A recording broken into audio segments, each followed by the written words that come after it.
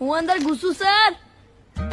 વાવ, આપણા ક્લાસના સુરવીર વિદ્યાર્થી. તને ખબર છે આ શું છે? સર 5 કલાકની જેલ. હે? સર બધાને ખબર છે, ક્લાસરૂમ છે જ્યાં અમે 5 કલાક સુધી બેસીને ભણીએ છીએ. વાહ, બહુ સરસ.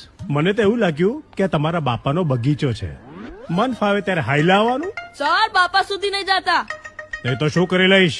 જો તમે આ સેવ મમરાના પપ્પા ના હોત ને, જો તમારું અડધું નામ જયા ના હોત ને, જો તમે મારા પપ્પા સાથે નાનપણમાં લંગોટ પહેરીને ફર્યા ના હોત ને, તો બતાવી દેત આ શૌર્ય મહેતા કોણ છે.